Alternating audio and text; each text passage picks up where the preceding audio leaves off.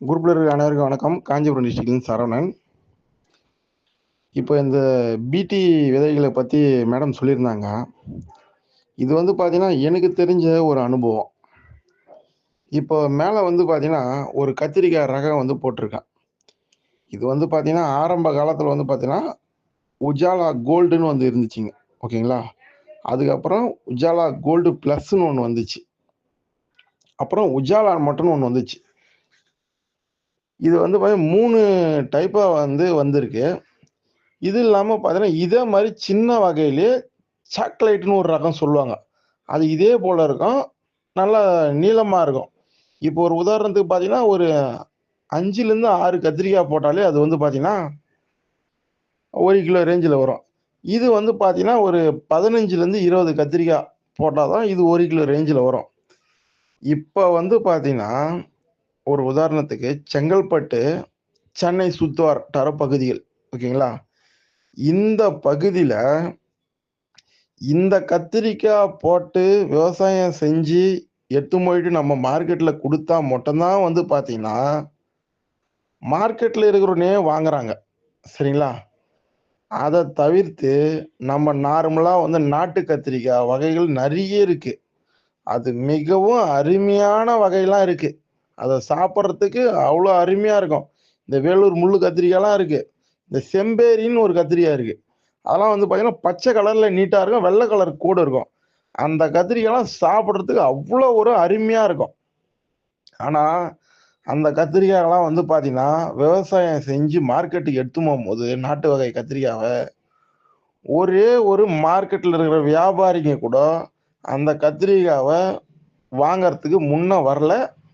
இது வந்து பார்த்தீங்கன்னா, என்னுடைய தனிப்பட்ட ஒரு அனுபவம். நம்ப ஏன் வந்து அந்த கத்திரிக்காய்க்கும், இந்த கத்திரிக்காய்க்கும் கம்பேர் பண்றோம்னா, இந்த உஜாலான்ற ஒரு ரகம் இருக்கு பார்த்தீங்களா? இதுல வந்து பார்த்தீங்கன்னா, கோல்டு இருக்கும், கோல்டு பிளஸ் இருக்கும். 3 வெரைட்டியா இருக்கும். எல்லாமே இதே மாரி தான் இருக்கும் பார்க்கறதுக்கு. இது வந்து பார்த்தீங்கன்னா, நம்ம வந்து கண்டிப்பா வந்து பார்த்தீங்கன்னா, ஒரு பெரிக்கு ஒரு மருந்து அடிக்கணும். சரிங்களா? இப்போ ஒரு 3 நாளைக்கு ஒரு பெரின்னு வச்சுக்கோங்க நம்ப. ஒரு பெரிக்கும் ஒரு மருந்து அடிக்கணும். அடிச்சா மட்டும் தான் இதுல வந்து பூச்சி தாக்குதல் இருக்கவே இருக்காது. அப்பதான் இதுல நம்ம காய் வந்து பார்த்தீங்கன்னா, ஒரு 50% காய் மட்டுமே வந்து பார்த்தீங்கன்னா, பூச்சி தாக்குதல் இல்லாம வந்து பெரிக்க முடியும். இது வந்து ஒவ்வொரு பெரிக்கும் நம்ம அடிச்சா மட்டுமே. அத கம்பேர் பண்ணும்போது இந்த நாட்டு வகை கத்திரிக்காய்லாம் இருக்கு பார்த்தீங்களா? அதெல்லாம் வந்து பார்த்தீங்கன்னா, பூச்சி தாக்குதல் அதிகமா இருக்கவே இருக்காது. ஒரு உதாரணத்துக்கு பார்த்தீங்கன்னா, 15 நாளுக்கு ஒரு முறை வந்து அதுக்கு மருந்து அடிச்சாலே போதும். அதுல வந்து பார்த்தீங்கன்னா, ருசியும் இருக்கும்.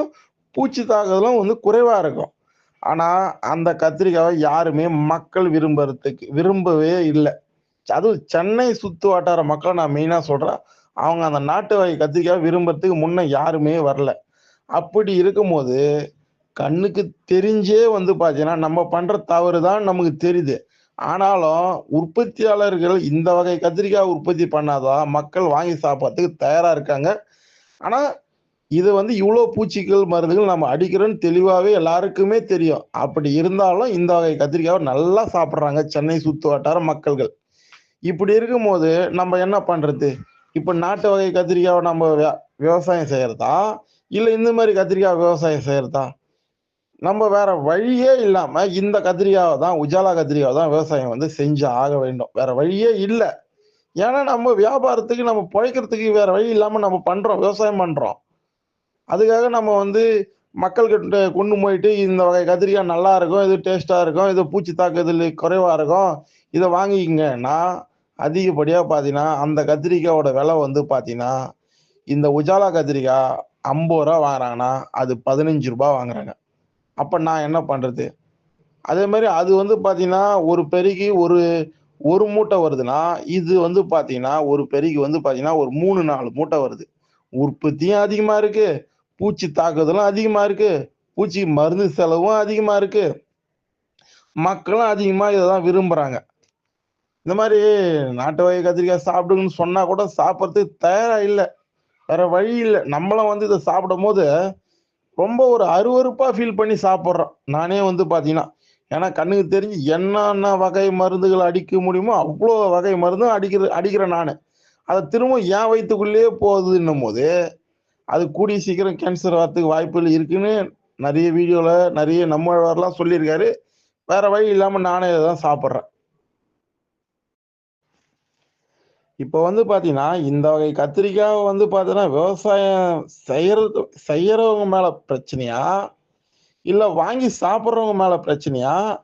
இது என்னதான் தீர்வுன்னு வந்து பாத்தீங்கன்னா, குரூப்ல இருக்கிறவங்க தான் வந்து சொல்லணும். இப்ப நார்மல் கத்திரிக்காய் நான் வியாபாரம் பண்றதுக்கு தயாரு. ஆனா அத யாரும் முன்ன வரல வாங்கறதுக்கு. இத வாங்கறதுக்கு முன்ன வராங்க. இத வந்து என்னதான் இதுக்கு தீர்வு? நம்ம கண்ணுக்கு தெரியுது. இதுல நஞ்சுக்கள் அதிகமா இருக்கு. உண்மையாலுமே சொல்றேன். இதுல வந்து இந்த உஜாலா கத்திரிக்காய் அதிகப்படியான நஞ்சுக்கள் தெளிச்சா மட்டும் தான், அந்த ஷைனிங்கே வந்து வருது கத்திரிக்காய்ல. நார்மல் கத்திரிக்காய்ல அந்த பிரச்சனையே இல்ல நாட்டு வகை கத்திரிக்காய்ல. நம்ம மக்கள் கிட்ட என்ன சொல்லி நம்ம புரிய வச்சு, நம்ம வந்து வியாபாரம் பண்றது அப்போ?